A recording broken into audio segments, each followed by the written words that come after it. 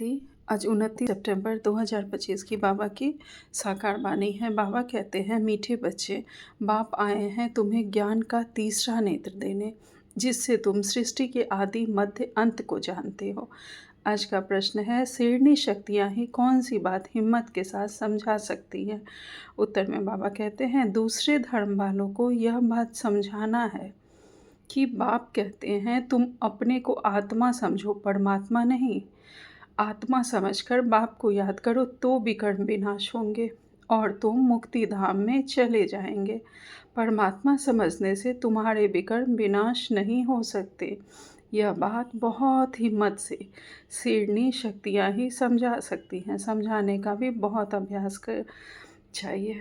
बाबा कहते हैं, जो माताएं बहनें होती हैं, शक्तियाँ होती हैं, वही किसी को ये बात समझा सकते हैं कि तुम आत्मा हो, ना कि परमात्मा। कहते हैं ना सन्यासी लोग, अहम ब्रह्मास्मि, मुझ में ही परमात्मा है। तो वो नहीं, जब तक स्वयं को आत्मा समझकर परमात्मा को नहीं याद करेंगे तब तक हमारे विकर्म विनाश नहीं होंगे। और जब हम स्वयं को आत्मा समझकर परमात्मा को याद करते हैं तो विकर्म विनाश कर मुक्ति धाम में चले जाते हैं। बाबा कहते हैं, यह बात बहुत हिम्मत से, युक्ति युक्त तरीके से बाबा की जो शेरनी बच्चियाँ हैं, शक्तियाँ हैं, वही समझा सकती हैं। क्योंकि माताओं में पेशेंस ज़्यादा होता है, इसलिए बाबा ये बात कह रहे हैं। तो बाबा के आज का गीत है, नयनहीन को राह दिखाओ प्रभु।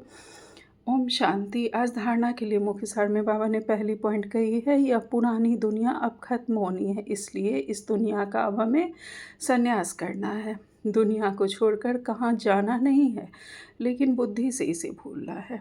इस दुनिया को छोड़ के हमें कहीं नहीं जाना है, बुद्धि से इसे भूलना है। इस दुनिया में रहते यहाँ से हमें अब उपराम रहना है, क्योंकि अब घर जाना है। दूसरी पॉइंट में बाबा कहते हैं, निर्वाण धाम में जाने के लिए पूरा पावन बनना है। रचना के आदि मध्य अंत को पूरा समझकर नई दुनिया में ऊंच पद पाना है। निर्वाण धाम जाने के लिए हमें सबसे पहले पूरा प्योर बनना है और रचना के आदि मध्य अंत को हम पूरा समझकर उसके बाद फिर हम नई दुनिया में ऊंच पद पा सकते हैं। इसलिए पूरा हमें अच्छे से समझना है। आज बाबा ने हमें वरदान दिया है, यथार्थ सेवाधारी भव। बाबा कहते हैं, किसी भी आत्मा को प्राप्तियों की अनुभूति कराने वाले हम बाबा के यथार्थ सेवाधारी बच्चे हैं। विस्तार में बाबा कहते हैं, यथार्थ सेवा भाव अर्थात सदा हर आत्मा के प्रति हमारी शुभ भावना, श्रेष्ठ कामना का भाव हो। सेवा भाव अर्थात हर आत्मा को भावना प्रमाण फल देना। सेवा अर्थात किसी भी आत्मा को प्राप्ति का मेवा का अनुभव कराना। ऐसी सेवा हो कि उसे लगे कि हाँ, हमने कुछ पाया है। वो कहते हैं ना कि परमानंद की अनुभूति होना, तो इस तरह की हमारी सेवा हो कि सामने वाला संतुष्ट हो जाए। बाबा कहते हैं, ऐसी सेवा में तपस्या साथ साथ है। जहाँ यथार्थ सेवा भाव है, वहाँ तपस्या का भाव अलग नहीं। जिस सेवा में त्याग तपस्या नहीं, वह नामधारी सेवा। इसलिए त्याग तपस्या और सेवा के कंबाइंड रूप द्वारा सच्चे यथार्थ सेवाधारी बनो। आज स्लोगन में बाबा ने कहा है, नम्रता और धैर्यता का गुण धारण करो तो हमारी क्रोधाग्नि शांत हो जाएगी।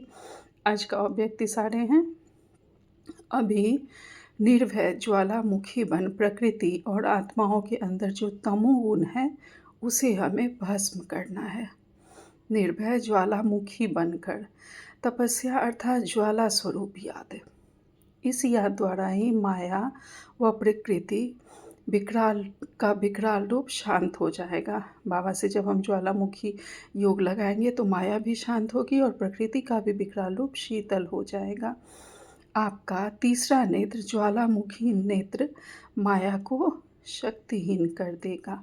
अच्छा, ओम शांति। शुक्रिया बाबा।